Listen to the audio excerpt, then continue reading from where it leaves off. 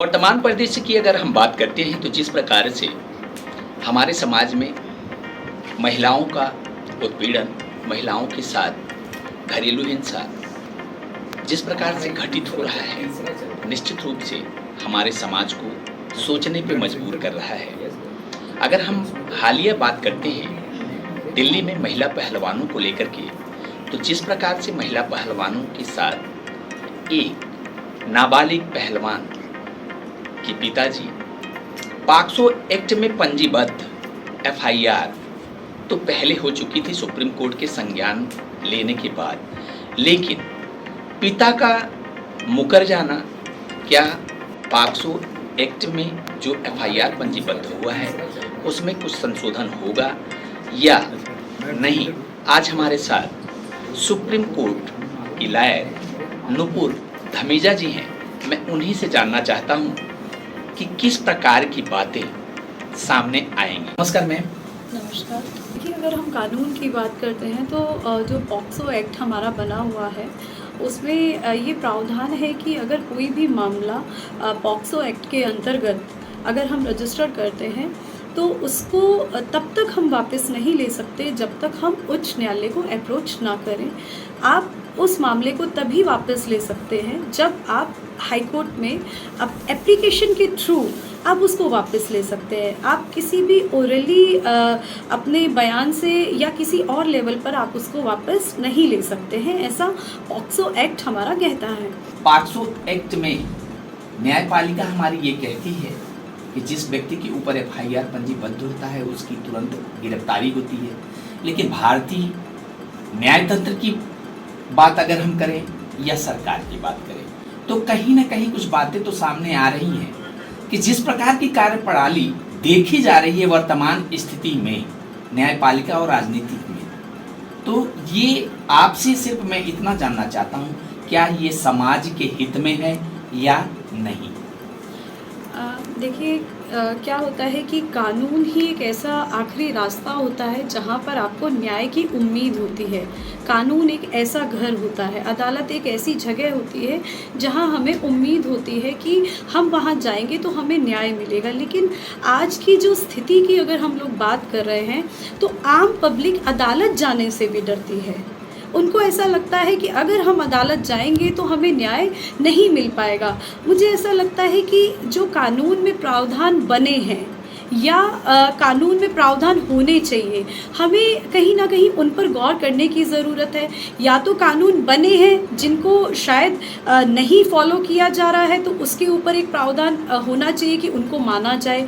दूसरा, ऐसे कुछ चीज़ें हैं जिसमें कड़े कानून बनाने की ज़रूरत है तो हमें उन कानूनों को बनाने की ज़रूरत है, हमें उस पर फोकस करने की ज़रूरत है।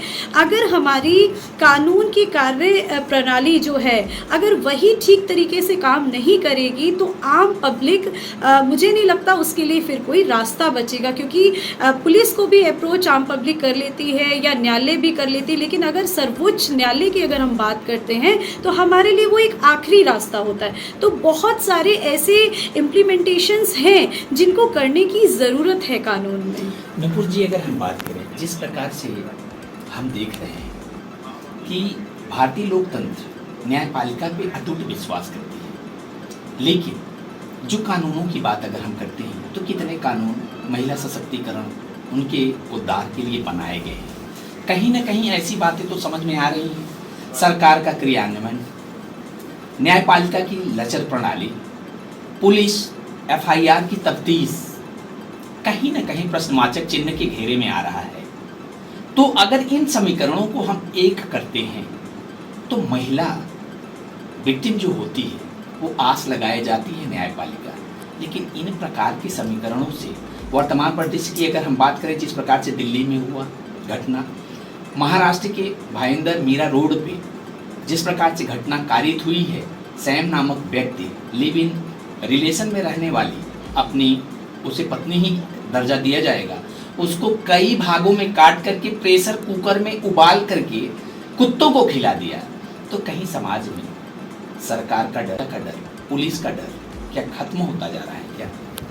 देखिए बहुत अच्छा क्वेश्चन है ये और मुझे लगता है कि इस पर बहुत लंबी बातचीत होना भी चाहिए क्योंकि जो आज एक ये मुद्दा बन गया है कि दिल्ली में ऐसा हुआ कि लड़की को पत्थर से कुचलकर मार दिया गया और लोग देखते रह गए, या फिर अभी जो मामला महाराष्ट्र में हुआ कि उसको मार दिया, टुकड़ों में काट कर कुकर में उबाल कर और जो है कुत्तों को खिला दिया गया। ये सब चीज़ें मुझे ऐसा लग रहा है कि जो इसका बैक है, जो जहाँ से इसकी शुरुआत है, सोशल मीडिया। देखिए सोशल मीडिया हमारे लिए एडवांटेजेस भी हैं लेकिन मुझे लगता है डिसएडवांटेजेस ज़्यादा हैं। बहुत सारे ऐसे क्राइम हैं जो सोशल मीडिया के माध्यम से ही किए जा रहे हैं।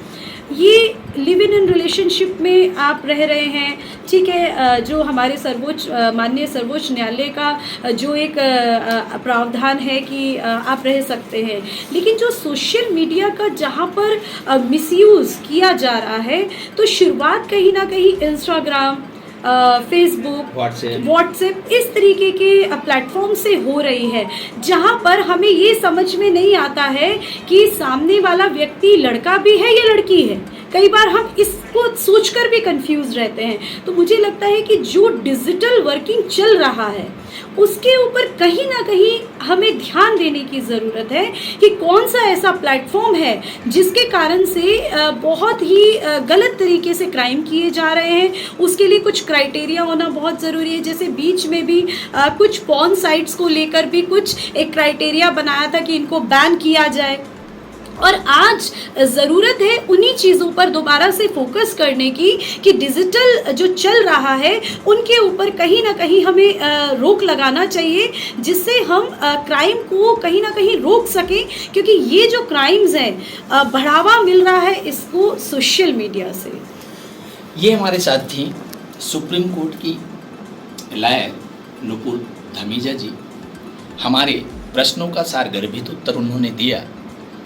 साफ कहना है, वर्तमान परिदृश्य में महिलाओं में जिस प्रकार से उत्पीड़न, घरेलू हिंसा हो रहा है, इसका मुख्य केंद्र बिंदु डिजिटल है, सोशल मीडिया है।